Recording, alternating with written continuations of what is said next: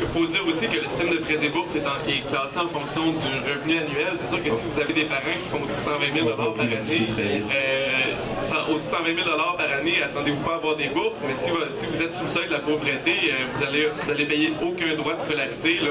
Ça n'aura aucun impact sur les étudiants issus de classes économiques inférieures. Là. Eux n'ont aucune frais de scolarité à payer.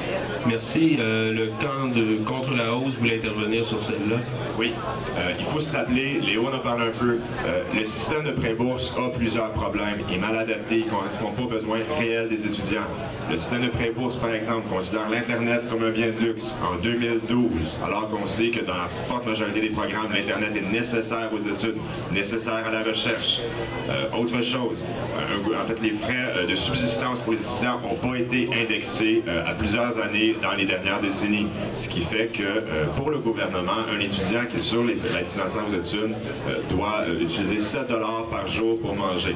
On n'a qu'à regarder le prix des cafétérias ici pour comprendre que c'est complètement ridicule, 7 $ par jour. Et l'autre, on a parlé aussi des parents monoparentales, et ça c'est quelque chose qui moi me tient particulièrement à cœur, surtout en ce 8 mars. Une mère monoparentale qui reçoit une pension alimentaire de son ex-conjoint, donc pour son enfant, se fait couper une partie de ses prêts et bourses parce que c'est considéré comme un revenu. Donc jusqu'à concurrence de 200 $ par mois, elle se fait couper ses prêts et bourses parce que l'on considère que c'est un revenu. Ce n'est pas un pour l'impôt, mais c'en est un pour l'aide financière aux études, et l'aide sociale, et l'aide au logement, et l'aide juridique. Donc ça, c'est une des mesures sexistes qu'il y a dans les prêts et bourses. C'est complètement aberrant, puis je ne comprends pas comment est-ce que des gens peuvent dire que le système de prêts et bourses va répondre aux besoins quand il y a ce genre de mesures-là, et il y en a beaucoup d'autres en passant. Merci. Tout à l'heure, on a eu deux messieurs de suite, puisqu'aucune dame ne s'était manifestée. Je crois qu'il y a mademoiselle qui voudrait prendre la parole. Donc, on va commencer par vous. Moi, je voudrais demander la question, c'est sur les prêts et bourses. Vous dites que la hausse doit aller aux prêts et bourses, mais les critères de sélection ne changeront pas. Et moi, dans mon exemple, moi, j'ai une famille. Dans ma famille, on est 4 enfants. Mes parents gagnent quand même un salaire relativement peu élevé, mais au-dessus de la norme des prêts et bourses. Autrement dit, moi, j'aurais pas le droit d'avoir de prêts et bourses. Qu'est-ce que vous faites Qu'est-ce que vous en dites par rapport à ça? Juste, genre une question.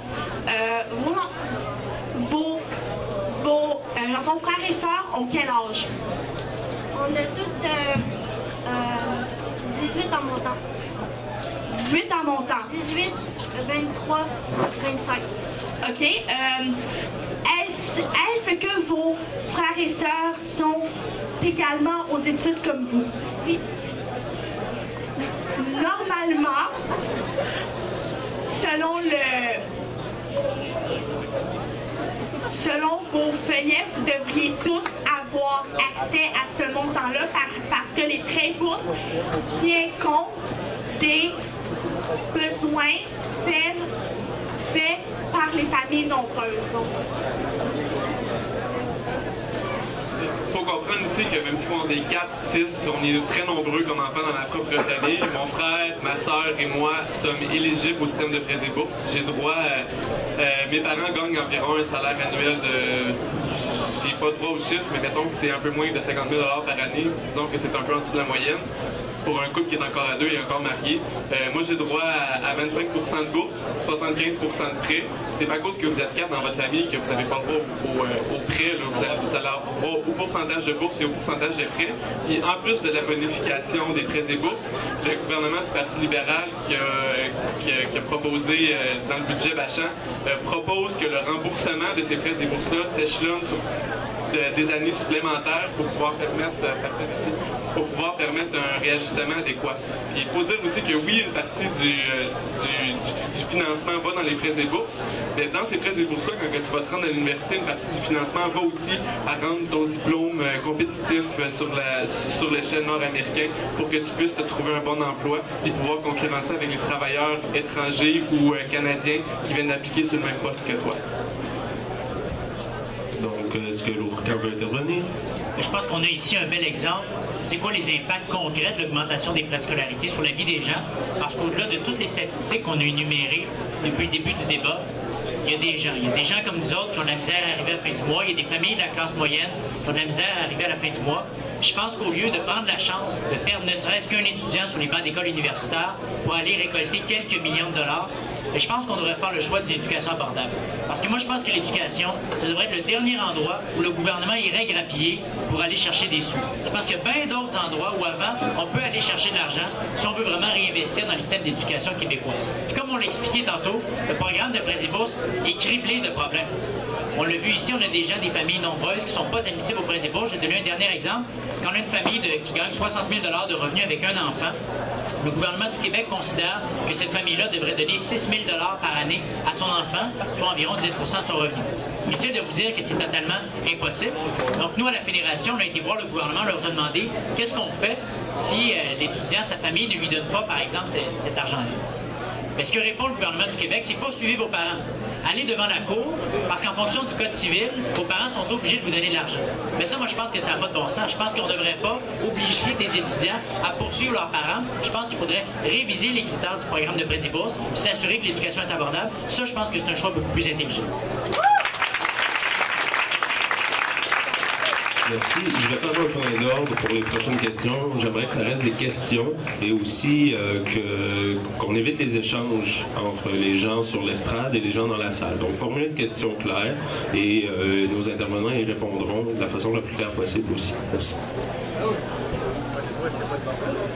Premièrement, j'aimerais te féliciter pour tes 40 heures semaine de travail. Je trouve que tu représentes bien mal ton camp parce que il me semble que tu aurais droit à tes Prêts et bourses selon excuse-moi, je trouve que tu représentes mal ton camp parce que tu me dis que tes parents font pas beaucoup d'argent mais que tu travailles 40 heures semaine.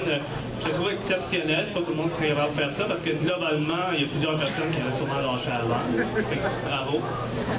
Moi, je te demande... On ne peut pas passer à la question sans de sentiment personnel par rapport à ce que je fais. Moi, je me demande juste, on reprend un peu tout ce qu'on a dit. Est-ce que c'est pas juste un mouvement qui va juste créer un écart plus grand entre les deux classes sociales? Dans le fond, les parents qui sont allés à l'université vont avoir de l'argent pour leur enfant qui vont aller à l'université. Les personnes qui peuvent pas, mais peuvent pas payer non plus l'université pour leurs futurs enfants, puis finalement, on fait juste perpétuer la route de la pauvreté. C'est ça ma question. Premièrement, très bonne question. Statistique Canada a démontré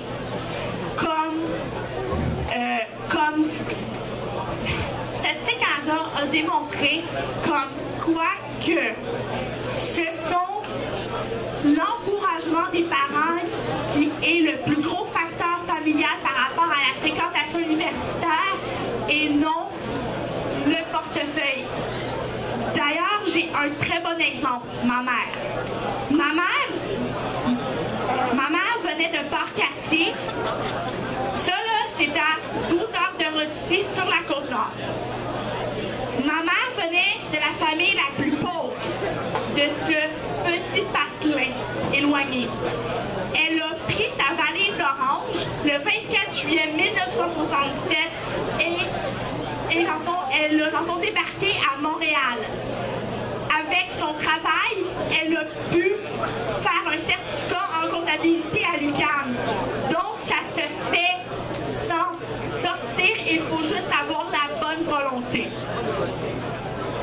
Je tiens à répondre personnellement aux intentions sentimentales de la personne qui vient de poser la question. Si je travaille 40 heures par semaine et que j'ai 4 emplois, c'est justement pour avoir de l'expérience connexe pour pouvoir obtenir un emploi ici au Québec sans que je puisse concurrencer avec des étudiantes étrangères qui ont une licence infirmière auxiliaire ou préposée aux bénéficiaires ici qui ont par un diplôme plus valorisé que le mien vont savoir obtenir l'emploi avant moi. Si j'ai 4 emplois et tout, je fais aucunement appel à ce que le monde travaille 40 heures par semaine. Moi, je suis moi-même hyperactif.